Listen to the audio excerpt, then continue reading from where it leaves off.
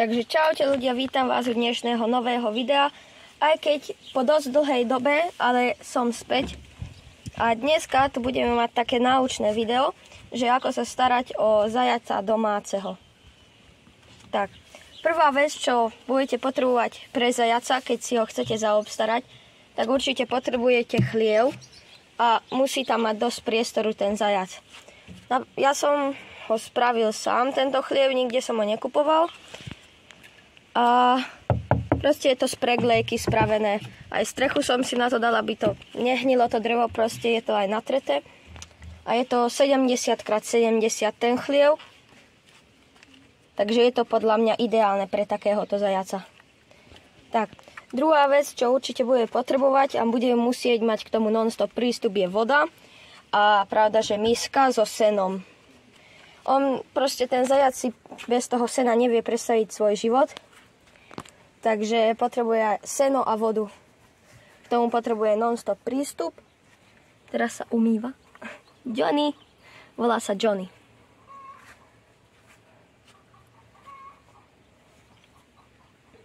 Teraz prejdeme na druhý bod, jedálniček zajačikov. Takže oni proste majú radi to seno, sušené seno. Potom, pravda, že potrebujú aj nejakú zelenú stravu. Ja mu zvyknem dávať každý deň púpavové listy, skorocel, ďatelinku a myší chvostík. Z toho si vyberiem, že ktoré mu dám napríklad. Ja mu zvyknem dať záhresť za deň. Zvyknem mu spraviť taký šalát, že mu tam dám z toho zo všetkého trocha, aby proste si vedel vybrať, ktoré chce, ale on to väčšinou zje všetko. No a potrebuje ešte na obrusovanie zúbkov, lebo mu furt rastú. Ako môžete vedieť, že proste zajacom, aj potkanom, aj myšiam, furt aj bobrovi, furt rastú zuby. Že nikdy sa to nezastaví. Takže potrebuje si obrusovať zuby. Ja som mu dal takýto konár z jablone. Najlepšie je z ovocného stromu, ale aj drevo normálne postačí, ale ovocný strom má radšej. Takže do toho jedálnička ešte treba toľko, že proste granule mu treba tiež dávať. Alebo jačmeň, alebo tak. Nejaké. Na čom si tiež akože vie obrusovať trocha zúbky. Je to pre ňoho také tvrdšie krmivo. Také je pre ňoho dobré. Ja mu zvyknem dávať to krmivo. 2-krát za deň jednu hrst, ale to podľa toho, aký je veľký zajačik. Keď bol ešte maličký, to bolo pred 3 mesiacmi, tak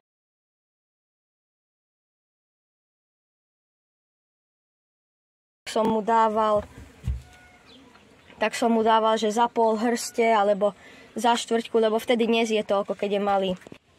Takže ja mám proste pre ňoho takéto krmivo. To je vhodné aj pre ostatné zvieratka, pre dobytok. A ono to proste vyzerá, takto nejako, ak môžete vidieť. Proste sú to také granule. Ono to má aj v sebe dosť vitamínov. Proste prispieva to k zdraviu zajačika, ale fakt niekde to vidím, že proste len granule mu dávajú, alebo len seno. A tá jednostranná strava proste neprospieva mu to. Ani vy by ste sa netešili, kebyže vám dajú mäso s ryžou každý deň. Takže treba mu spraviť pestrú stravu. Tak, teraz prejdeme na ovocie, že aké môže zajačik ovocie. Takže on môže aj jablko, ale z ovocia nedoporučujem dávať veľa. A určite to není každodenné jedlo pre ňoho. Proste treba to s mierou, lebo ovocie obsahuje veľké množstvo cukru, takže treba s mierou. Takže môže jablko, môže banán, môže jahody, aj melón môže. Potom zelenina, akú môže. Môže určite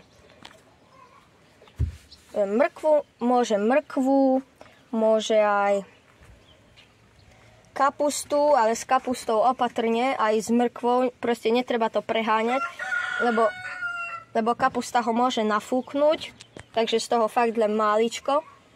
A z mrkvy tiež len málo, lebo neprospeje mu veľké množstvo z ničoho. Takže všetko s mierou. Ja mu zvyknem dávať len mrkvu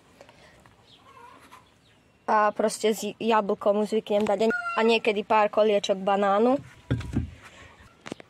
Tak a určite môžete aj niekde inde vidieť, že proste toho zajačika si dajú na trávu a proste tam ho majú, tam sa on pasie ten zajačik, tak je to pre ňoho dôležité, aby proste sa mohol aj trošku vybehať, vyskákať, aby mal proste nejaký pohyb, nech nie len v chlieve je. Ja ho zvyknem dať na trávnik, normálne nech si pobehuje a furt ho sledujem. A musíte mu zaobstarať, keď je na trávniku, nejaké miesto, kde bude mať proste tieň. A napríklad cez teplé dni on má veľmi rád studený betón na zemi, ak je. A je tam tieň. Takže on to má veľmi rád, ten zajačík, ak je vonku. Môžete mu dať aj nejakú ohrádku von, že proste nejaký plod okolo neho. Aj také môžete spraviť. Každý by ho chce hladkať, toho zajačika, aby sa nebál a tak. Tak toho musíte postupne navyknúť na to už od malička.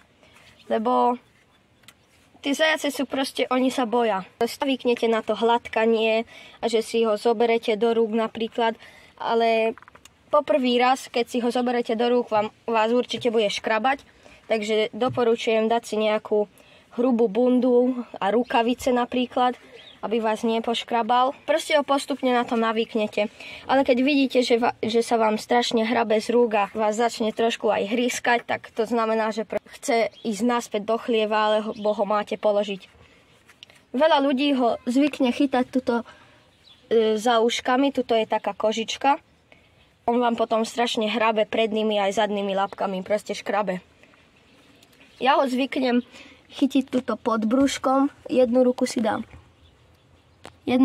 dám pod brúško a druhú ruku si dám tuto pred chvost, za zadoček, aby som ho normálne chytiť. Takže teraz vám ukážem, že čo mu zvyknem dať, aké rastlinky do misky, sa napapal.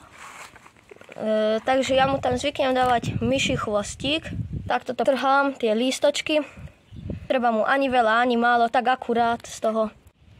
Zvyknem mu dávať ešte aj takýto skorocel. Toto je skorocel veľký. Kľudne mu môžete dať aj skorocel kopiovitý, ten má viac podlhovasté listy.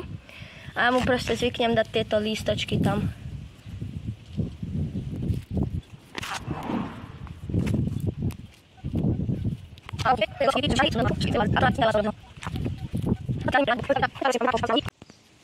Takže ja mu tam zvyknem dať ešte aj takúto ďatelinku.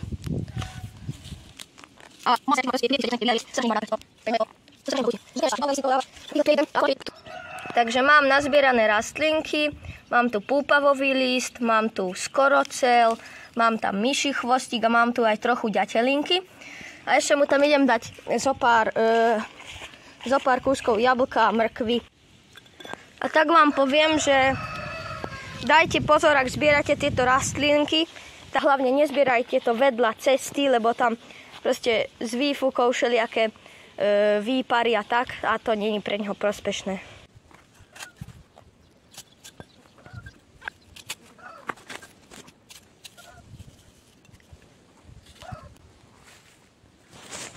Ja mu zvyknem dať takto okolo polky, nedávajte z toho až tak veľa. Proste keď máte menšieho zajačíka, tak oveľa menej mu treba dať, ale môj zajac je už navyknutý na tento štýl jedenia, si zvládne, ale musíte to postupne proste mu to dávať, že nie je naraz všetko, potom že sa mu niečo stať. Môžete mu dať proste aj takéto púpavové lístočky. Môžete mu dať proste aj takéto mrkvové listy. Ak tá mrkva je proste od zemeny, tak ju treba trochu takto oškrabať, očistiť.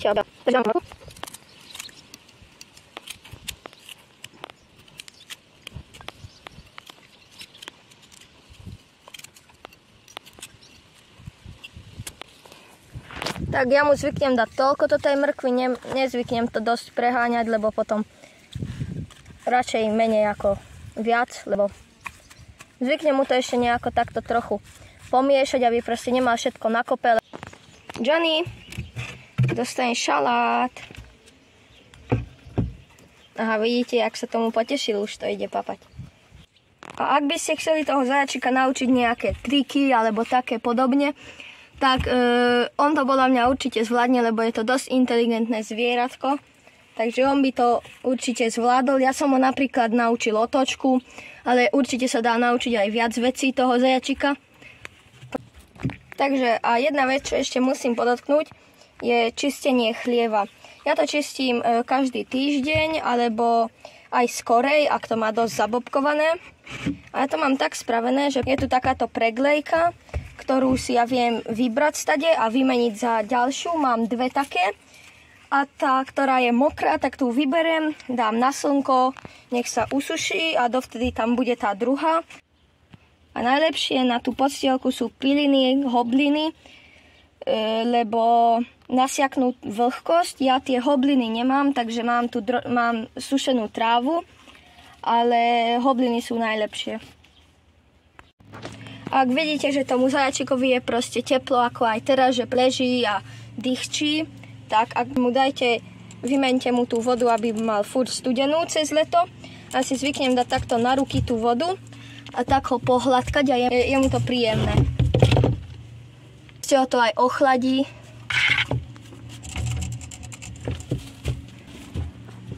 Aha, hrá sa s tým drevom.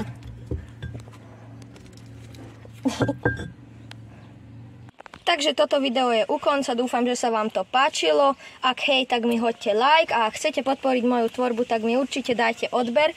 Veľmi sa za to poďakujem. Pozdravuje vás Johnny a čaute.